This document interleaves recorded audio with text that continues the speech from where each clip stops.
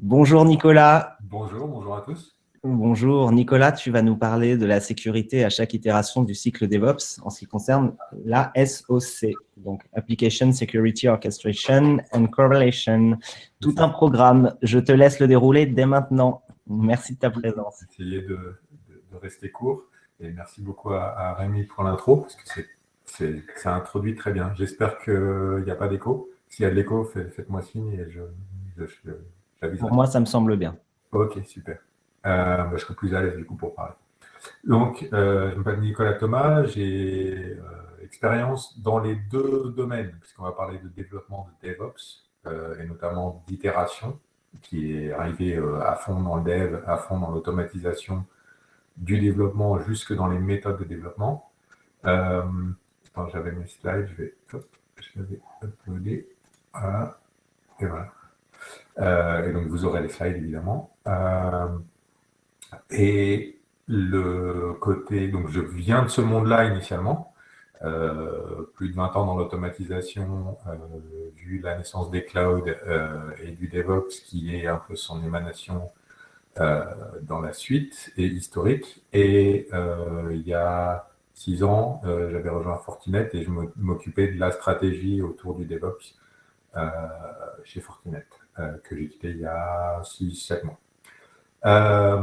Donc, aujourd'hui, je vais vous parler vraiment ASOC, donc Application Security Orchestration and Correlation.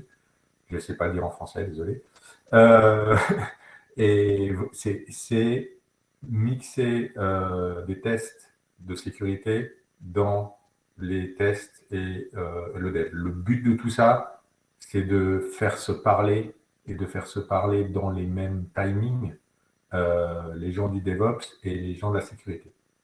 Je vois énormément de gens qui parlent de DevOps, de DevSecOps, ils se posent des questions sur le nommage.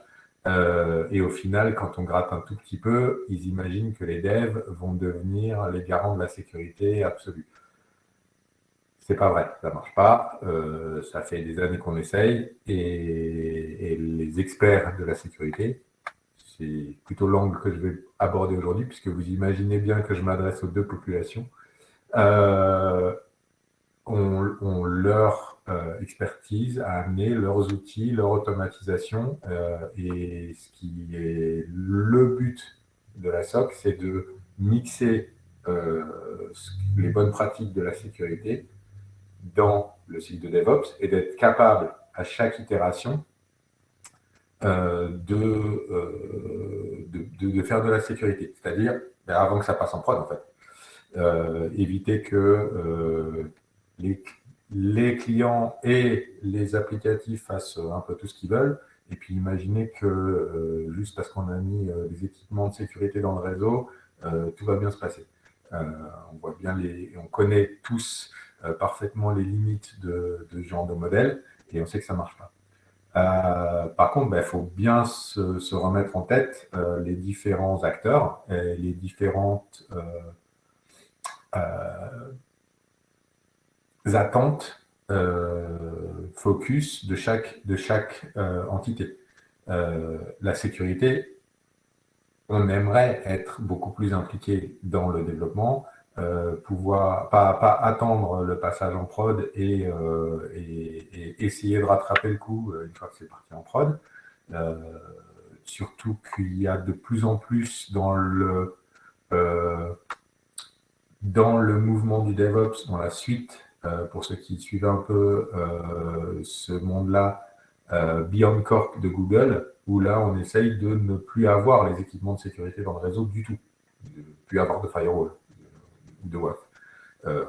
Ça veut dire un certain nombre. Le white paper de Beyond Corp est très intéressant pour ça, parce que ça veut dire une très très longue liste de points de contrôle de sécurité un peu partout, et de maîtrise du code, de l'ensemble du code qu'on déploie. Donc, c'est un très très gros chantier, un très gros changement, mais on voit des gens qui commencent à pousser par là.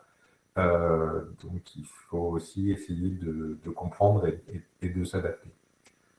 Côté développement, on leur demande d'aller vite et de faire des fonctionnalités. Vite et toujours plus vite. L'avantage du DevOps pour la sécurité, c'est qu'il n'y a plus d'excuses à faire des patchs, à updater SSL, à updater l'image Linux, Docker, etc.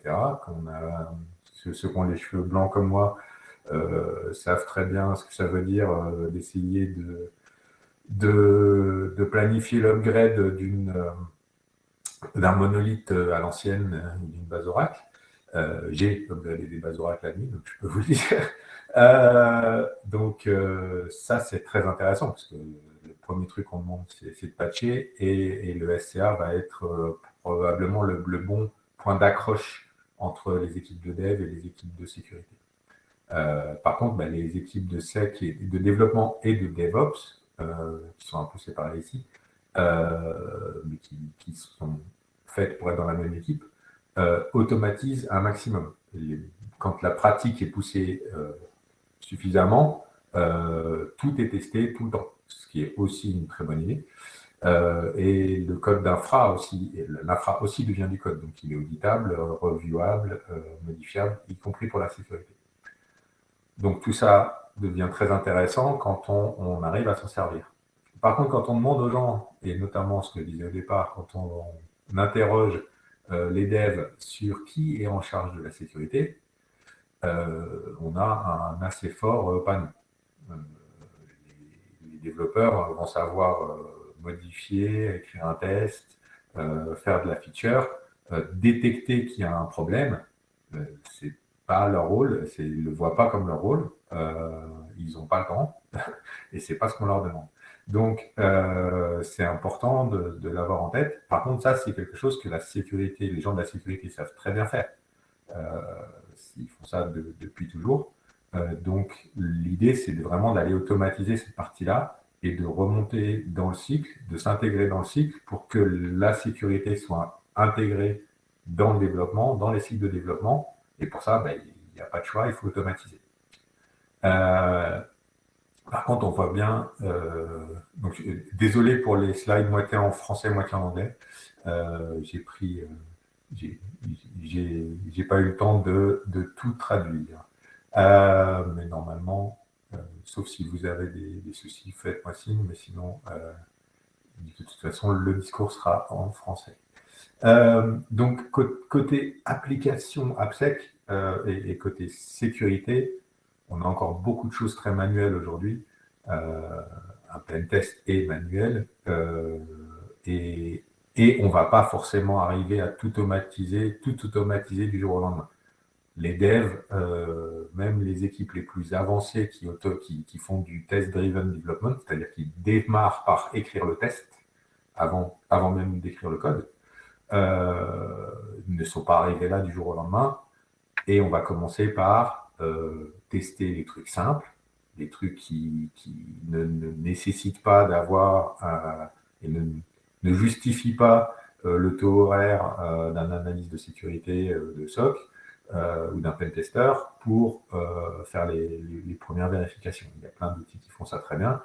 Il faut arriver à les mettre en place et les mettre en place aux différents stades. Et on peut faire ça de façon itérative, puisque tout est itératif très rapidement.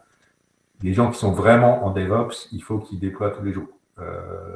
Si vous n'avez pas l'habitude de ce monde-là, c'est comme si vous inscrivez à la gym. Si vous commencez à plus y aller une semaine, puis 2 semaines, puis 3 semaines, vous allez arrêter en fait le DevOps. Vous allez perdre confiance dans l'outillage, dans les tests de non-règles, et ça va finir par s'arrêter. Ce qui est souvent le cas. Il y a beaucoup d'équipes qui en parlent, qui font de l'intégration continue. En général, ils déploient il y en a encore beaucoup. Mais il y en a aussi mais de toute façon, c'est un mouvement qui avance et ils vont y aller. Il y en a qui y sont, il y en a et les autres vont y aller aussi. Donc, le continuous deployment va arriver, ce qui veut dire que d'un point de vue sécu, le code va changer tous les jours. Et donc, il faut qu'on adapte la sécurité à tout ça. L'avantage, c'est qu'il y a en place des environnements de test, donc des environnements de staging, sur lesquels on va pouvoir aller tester sans aller taper dans la prod directement. Donc, c'est ça qu'on va vouloir utiliser. L'automatisation en sécurité. Alors, quand on se met à automatiser les tests de sécu, on va se retrouver avec un nombre de problématiques très, très important. Et ça crache beaucoup, beaucoup de logs, beaucoup de lignes. C'est beaucoup de tickets. Il y a beaucoup de faux positifs, de doublons, etc. qu'il faut arriver à revoir. Quand on fait ça une fois par an, on peut se servir de l'outil, traiter et terminer. Si on commence à vouloir le faire tous les jours, va falloir trouver des façons de faire un peu mieux. Donc on essaye aussi de trouver des nouveaux bugs, etc. Ce qu'on veut, c'est que l'automatisation s'occupe en tout cas de tout ce qu'on a déjà traité et de ce qui est archi connu, qu'on n'ait pas besoin de refaire ça à chaque fois. Les outils viennent de différents horizons, sont tous un petit peu différents. Donc c'est un petit peu compliqué des fois de faire du reporting, parce qu'évidemment, on attend d'une équipe de sécurité qu'elle continue à faire du reporting et du reporting de risque et de l'analyse de risque et de la mesure de risque. Donc il faut que ce soit aussi partie prenante des outils. Et c'est le dernier point sur risque et visibilité. La compliance en fait partie quelque part. Je l'ai passé un peu vite, mais on va essayer de rester sur le timing serré. Donc, qu'est-ce que fait un ASOC? C'est qu'on va prendre différents outils. On peut en avoir plusieurs par grande catégorie.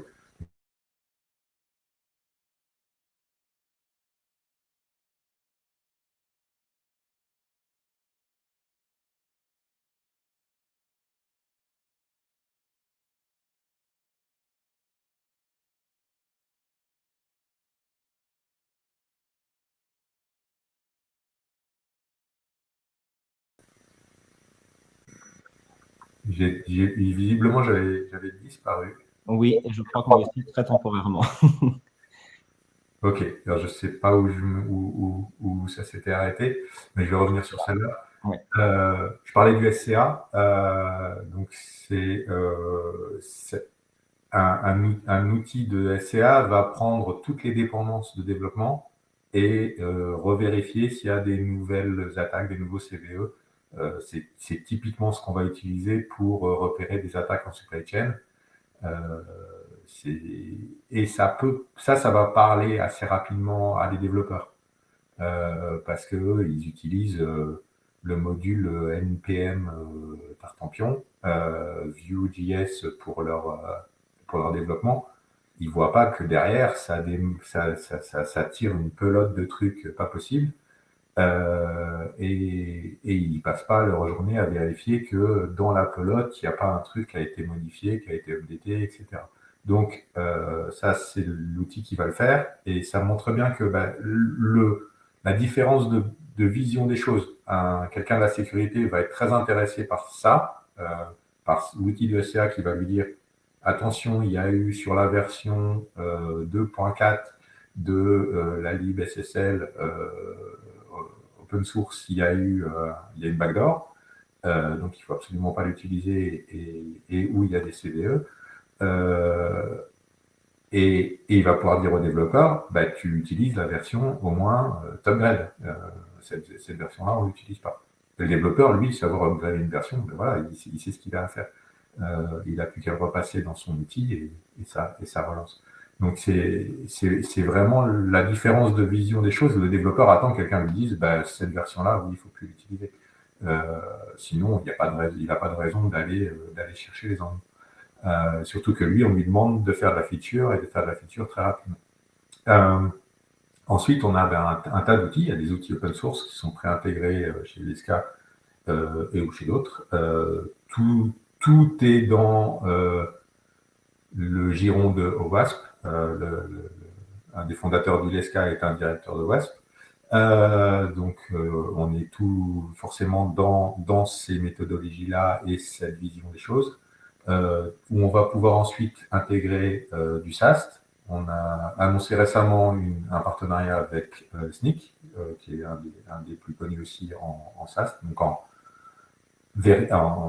outils de sécurisation du code, donc directement analyser les lignes de code, et plein d'autres outils. Et quand on fait l'analyse à partir du référentiel OWASP, on s'aperçoit qu'en fait, il faut plusieurs outils différents.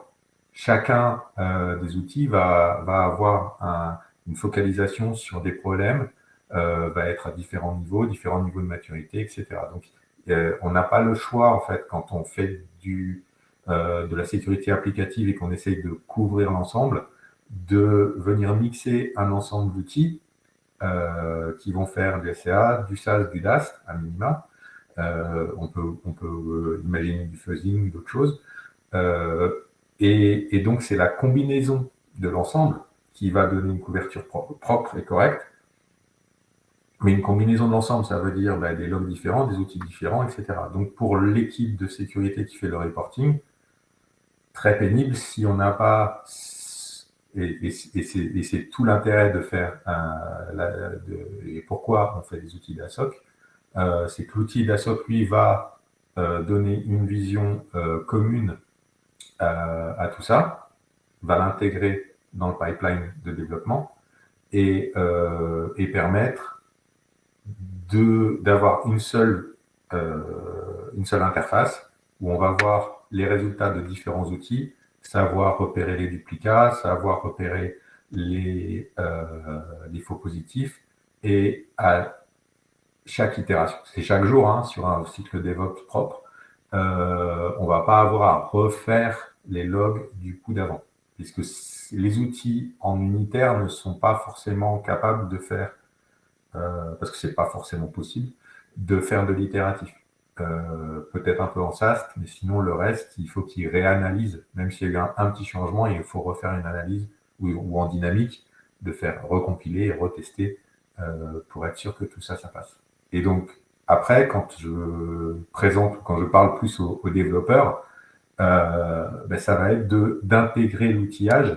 Donc ça, pour les gens de la Sécu, ça, vous n'avez pas à vous en occuper, c'est la plomberie de DevOps.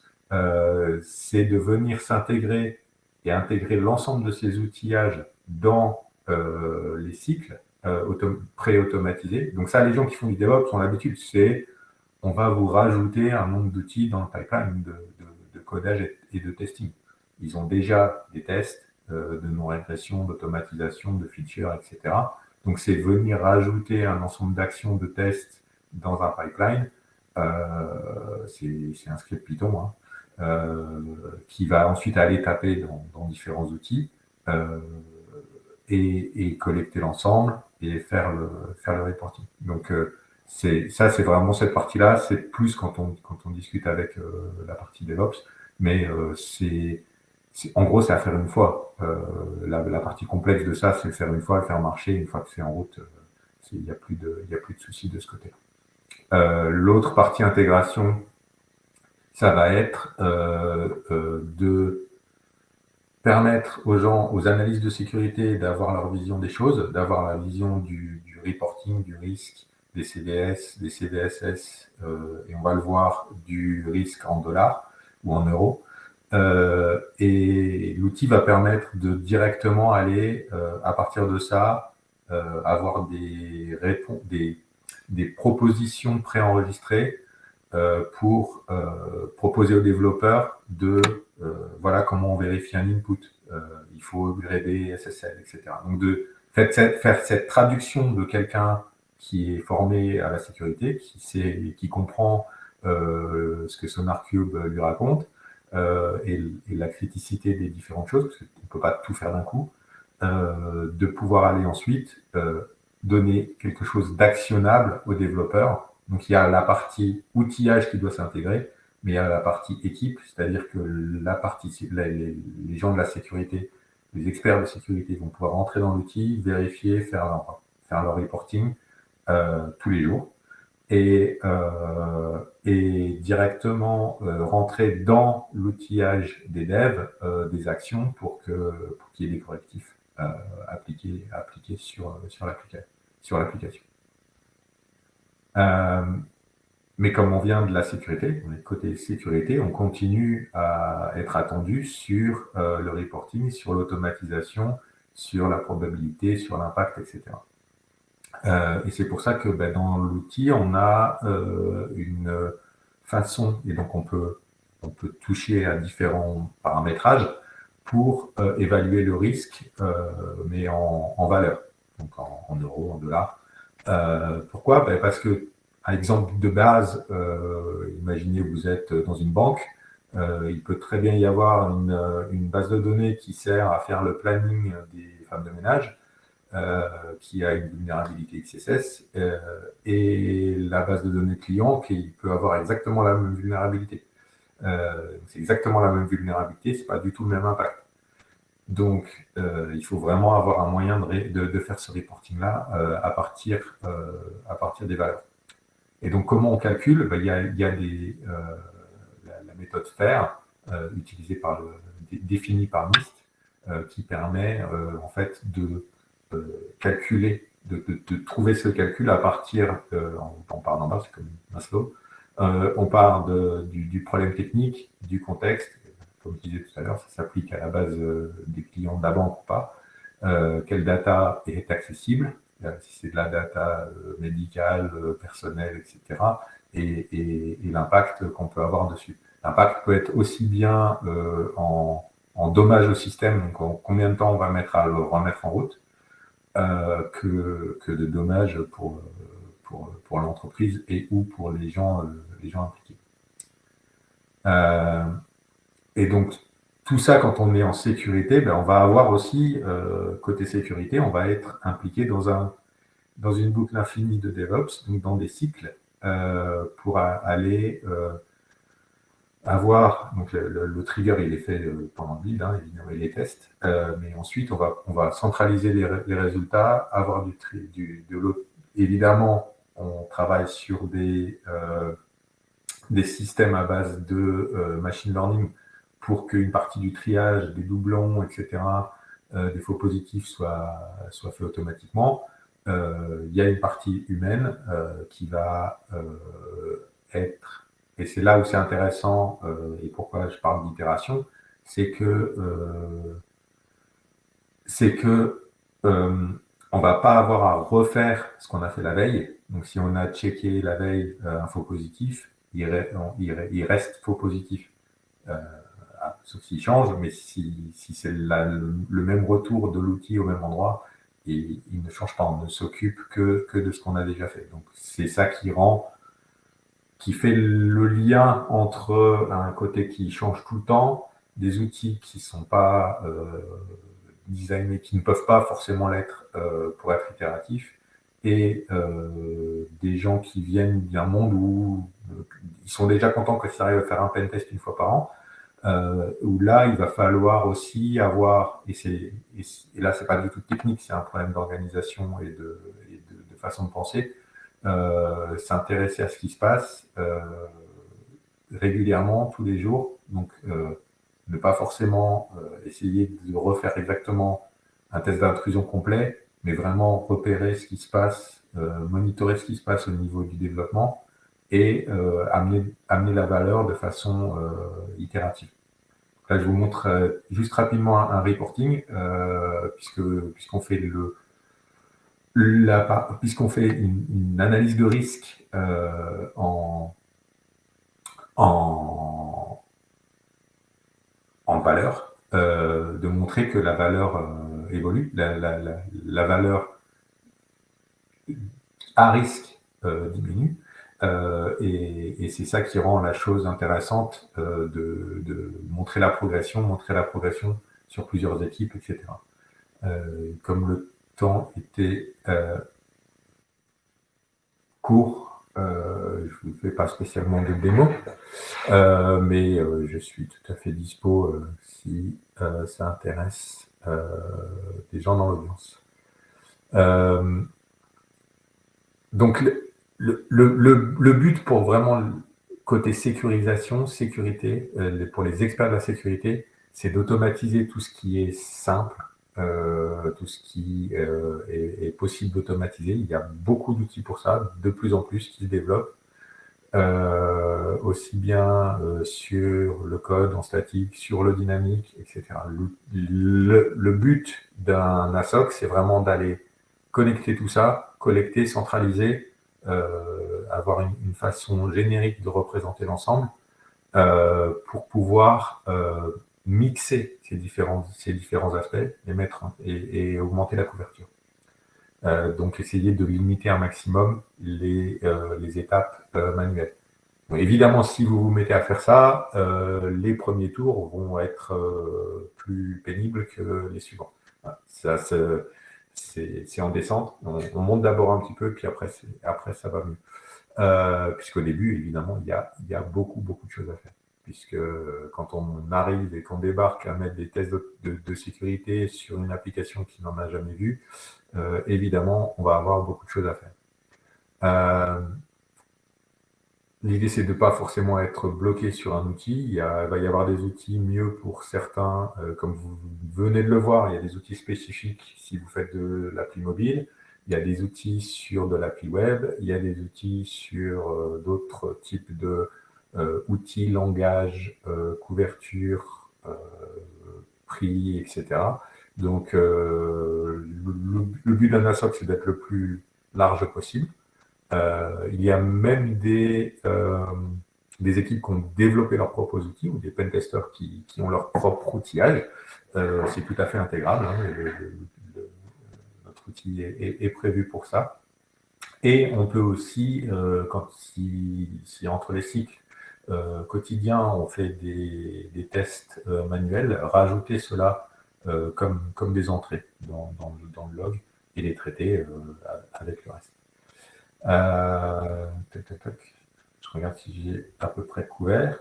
Donc, puisqu'on a, si on automatise tous les tests, il faut aussi qu'on automatise le reporting et le calcul de valeur qui est plus habituel hein, côté sécurité. Voilà à peu près pas à peu près, c'est la fin de la présentation. J'espère que ça vous a parlé. Évidemment, vous pouvez me retrouver sur LinkedIn ou sur le mail, si vous voulez une démo notamment.